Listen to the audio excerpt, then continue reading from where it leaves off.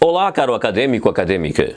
Nessa videoaula, vamos falar um pouco sobre a relação cidadania, ambiente, Constituição. Para tratarmos sobre esse tema, vamos trazer a obra intitulada Ética Ambiental, do autor Renato Nalini. Para começarmos, vamos trazer o artigo 225 da Constituição Federal.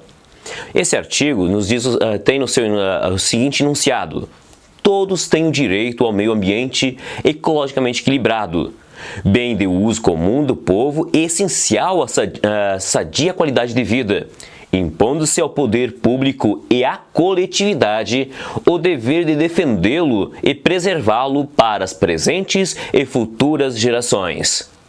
E diante desse artigo aparece um grande desafio prático. Ou seja, qual a sua relação desse artigo com a realidade? Como que isso está ligado, primeiramente, com a questão da cidadania? Para pensarmos isso, é interessante termos em conta como que a Constituição ela está presente no nosso cotidiano. Ela faz parte das nossas vidas. Costumamos citar elementos da Constituição, lemos, conhecemos.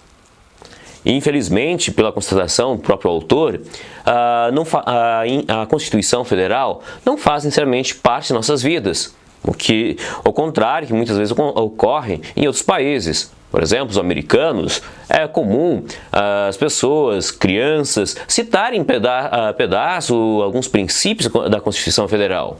Para nós, já isso não é tão comum, infelizmente.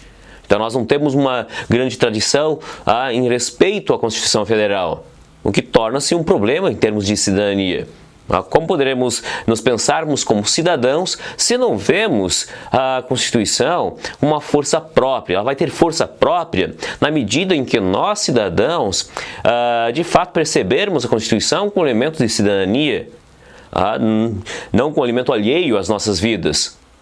A Constituição não pode ser percebida apenas como um pedaço de papel ou um livro. Mais do que isso, a Constituição deve ser percebida como Constituição Cidadã, que por sinal foi o título ou foi dessa forma que foi conhecida a Constituição de 1988.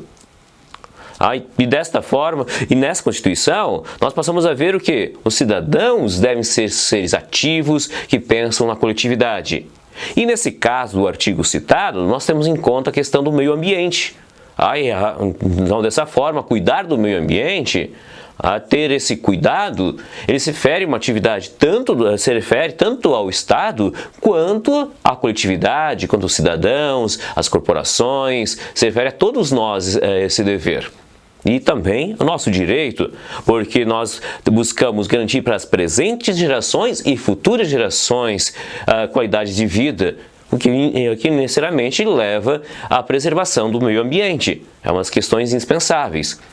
E o autor também ele destaca que poderíamos até, inclusive, falar de uma Constituição real e uma Constituição de papel. Ou seja, Constituição papel, aquilo que está na letra da lei, o que está escrito.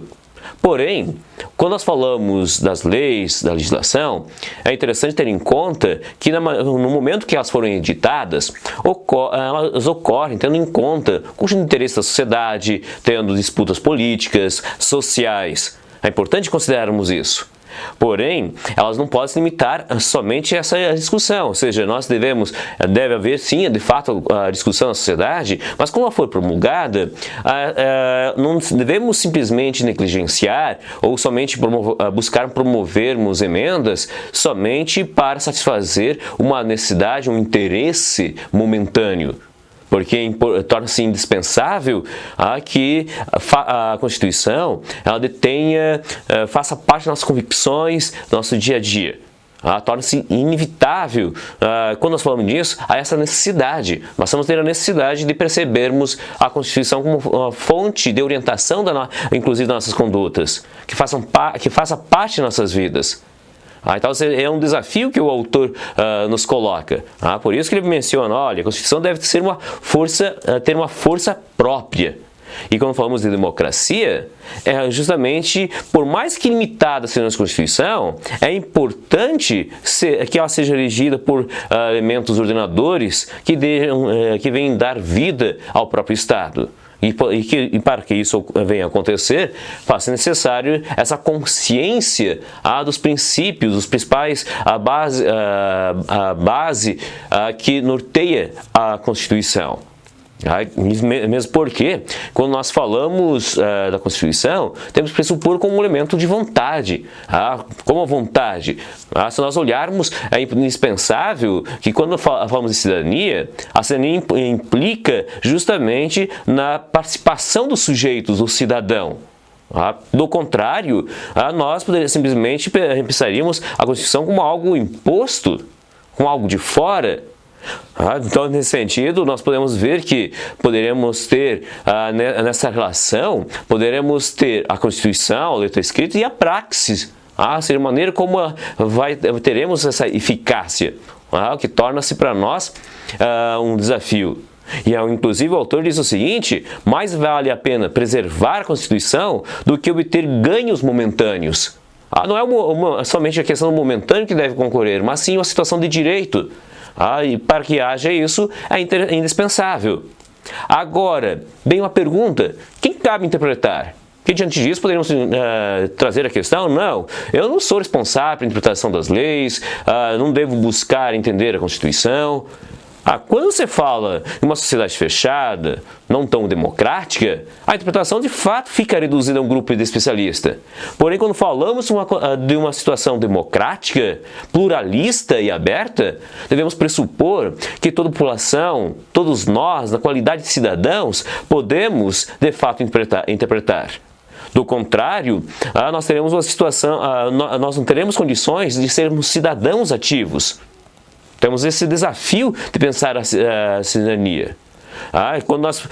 E quando falamos do meio ambiente, então, ao ver do autor, isso se torna muito mais forte. Quando ele menciona que todo integrante da coletividade ele tem o desafio de defender e preservar o meio ambiente para as presentes e futuras gerações. E isso não envolve interpretação apenas de um grupo ou apenas de um grupo de especialistas. Dentro de uma sociedade moderna, aberta, democrática, devemos justamente perceber todos como cidadãos, o que nos desafia.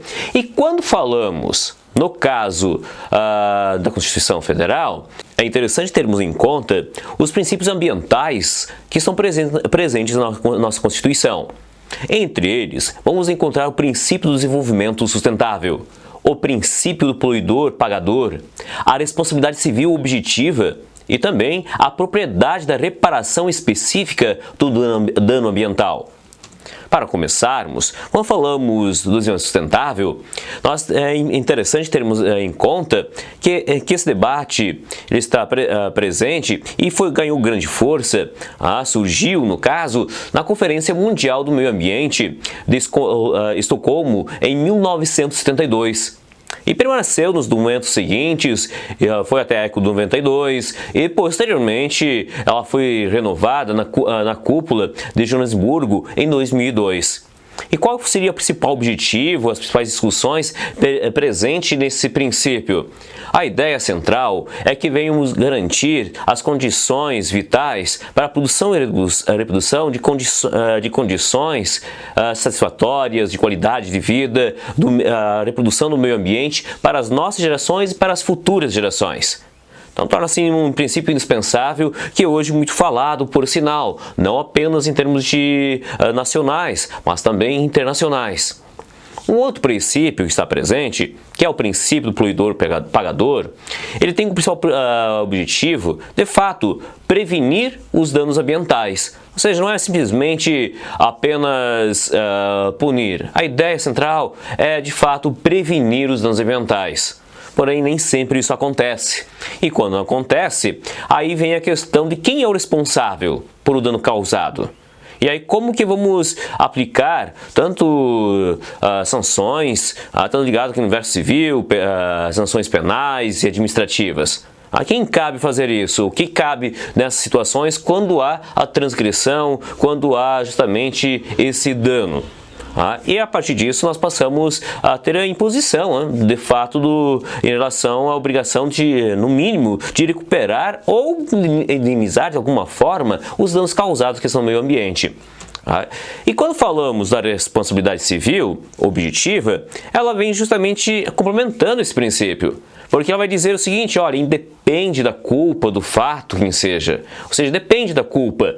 Mas o fato que existindo, de fato, um nexo causal entre a conduta e o dano simplesmente o suficiente para que nós termos um dispositivo legal e termos o diagnóstico que ela foi infringida e temos justamente a responsabilidade. Então, quando falamos nesse sentido, se nós observarmos um princípio liga ao outro. Além disso, quando falamos do princípio da prioridade da reparação específica do dano ambiental, é interessante que temos sempre que buscar o quê? Pela reparação. A ideia central que está presente é isso. E também buscar proporcionar recomposição do meio ambiente lesado. Dessa forma, deparamos de fato com o desafio de reparar e prevenir o dano em relação ao meio ambiente. Então poderíamos aqui trazer alguns princípios, alguns verbos ligados a tudo isso, que estaríamos justamente ligados à questão do reparar, do prevenir e da repressão quando for necessário também, envolvendo todas essas dimensões, outras dimensões, inclusive do direito. Então se torna-se fundamental considerarmos isso. E quando nós olhamos para esses princípios, independentes, vamos falar, a questão abrange o civil, abrange uma situação administrativa, independente disso, a letra da lei, ela nos traz o desafio de nos percebermos como cidadãos e o desafio de preservarmos. E essa preservação, ela vai estar ligada justamente nacionalmente, mas também internacionalmente. Então, ou seja, faz parte do universo do direito constitucional, mas também internacional. Por isso podemos falar que existe um ativismo saudável que costumamos chamar de cidadania planetária, porque todos nós nos influenciamos e o fato que o meio ambiente, ele independe de lugar, depende de país, ele está ligado a todos os lugares. Então, ou seja, torna-se o nosso desafio. E justamente ele vem diante de uma situação onde que nós, seres humanos, muitas vezes, por nossa arrogância, nos vemos como donos da natureza, negligenciamos os outros seres, inclusive, e também negligenciamos as gerações presentes e futuras. Ou seja, daqui a pouco vem a pergunta, o que poderemos deixar para futuras gerações? Teremos chances para que o meio ambiente venha fornecer condições para que essas gerações possam ter qualidade de vida, disponibilizar determinados recursos? São duas questões que competem a todos nós. Então torna-se um desafio para todos nós pensarmos sobre isso. Agradeço, pessoal. Qualquer dúvida, perguntem. Até uma próxima.